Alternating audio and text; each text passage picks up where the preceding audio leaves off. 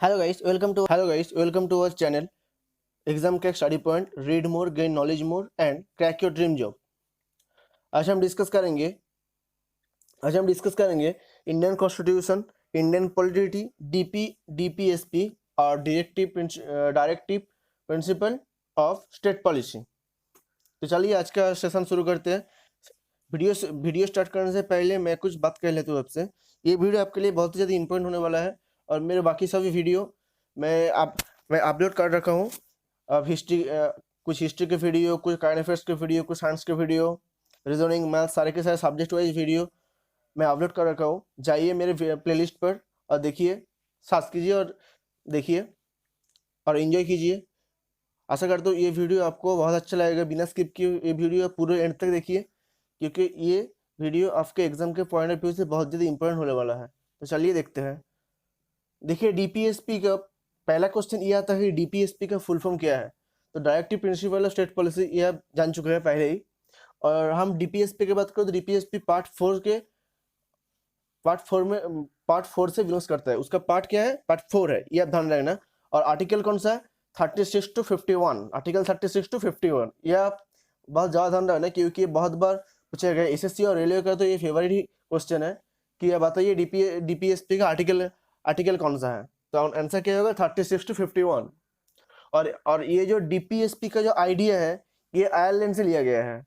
जो आयरलैंड एक कंट्री है, उससे उसका जो कॉन्स्टिट्यूशन है, उससे डीपीएसपी का जो आइडिया है वो लिया गया है।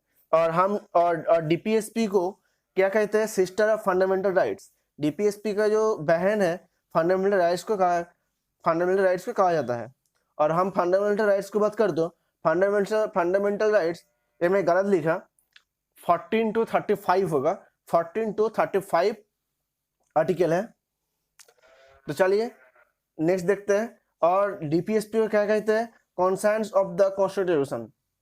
कॉन्सेंस ऑफ द कॉन्स्टिट्यूशन भी कहता है डीपीएसपी को। तो चलिए नेक्स्ट देखते हैं। आर्टिकल 38 क्या कहता है? To secure and protect a social order which stands for welfare of people। देखिए, जन कल्याण के लिए हमारा जो सोशल ऑर्डर है वो सिक्योर और प्रोटेक्ट करना आवश्यक है, ये आर्टिकल 38 कहता है। और आर्टिकल 38 सामाजिक, राजनीतिक और आर्थिक का प्रतीक है, जो कि आर्थिक का स्टैंड करता है और वेलफेयर करता है पीपल के लिए। आर्टिकल 39 देखिए, आर्टिकल 39 क्या कहता है? आर्टिकल 39 पे 4 पार्ट है। ये देखिए, a proper distribution of the material resources of the community for the common good.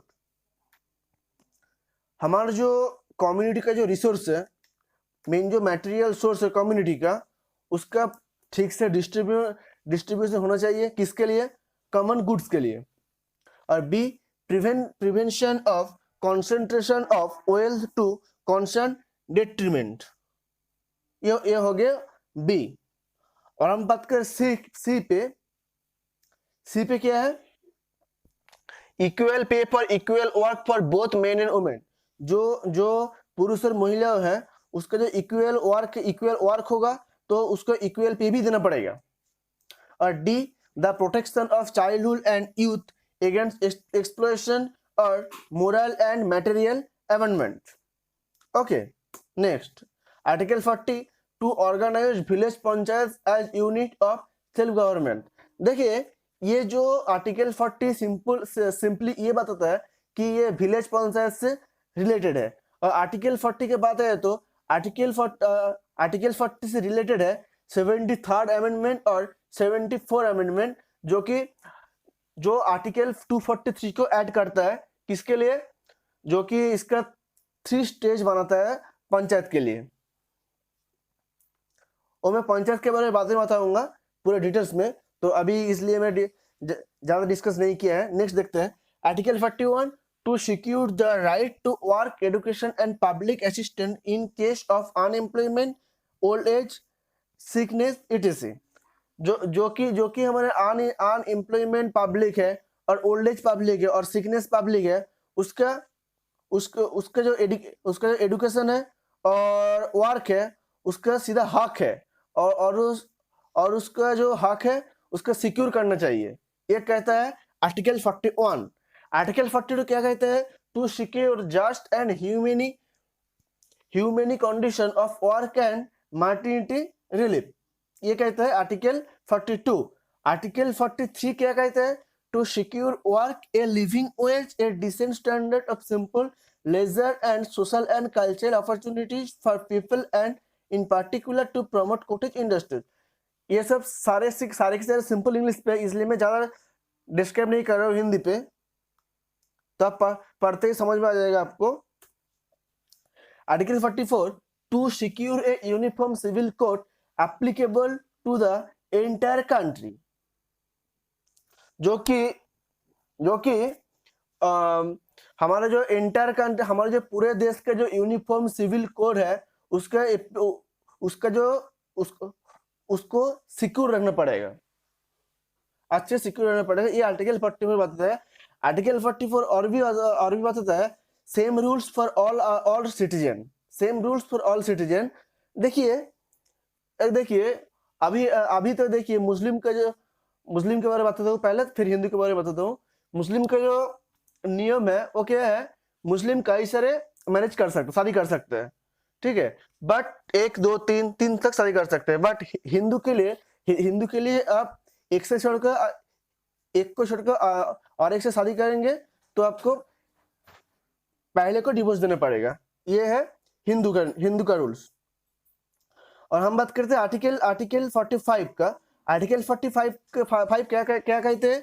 To provide within 10 years from the commencement of the constitution free and compulsory education to all children up to the age of 14। 10 से 14 साल की उम्र में सारे बच्चों को free और compulsory education के लिए कहा गया है आर्टिकल 45 में। और आर्टिकल 46 में क्या किया गया है? To promote the with special care the education and economic interest for the weaker section of the people, specially the schedule caste and schedule tribes.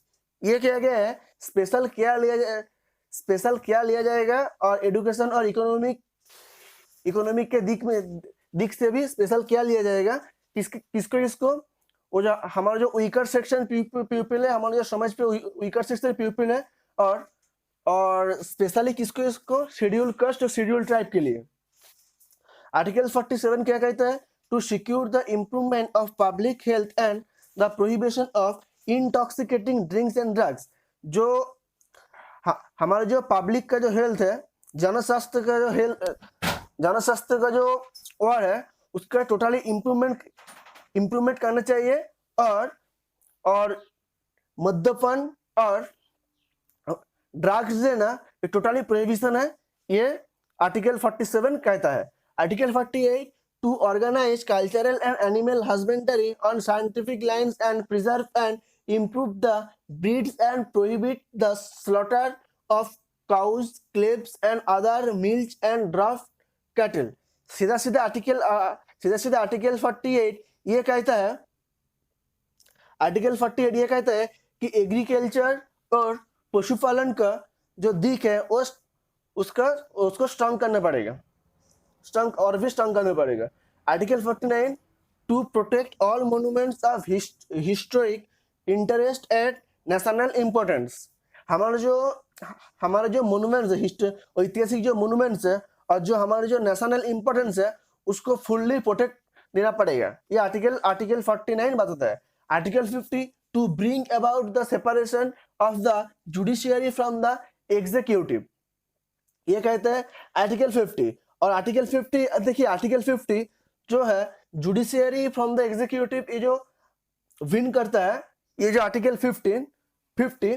तो हम आर्टिकल 50 के एग्जीक्यूटिव की बात करते हो, एग्जीक्यूटिव के और एक भाग है, वो क्या है? लेजिस्लेचर। लेजिस्लेचर किसको कहता है?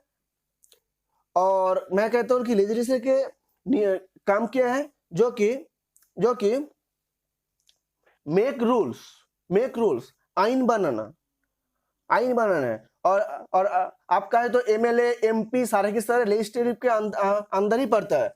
और एग्जीक्यूटिव हम एग्जीक्यूटिव के बात करें तो जो कि सेंट्रल मिनिस्टर और स्टेट मिनिस्टर है, सभी के सभी एग्जीक्यूटिव के अंदर ही पड़ता है। और एग्जीक्यूटिव के काम क्या है? इम्प्लीमेंट ऑफ रूल्स जो कि कानून का इम्प्लीमेंट करना है।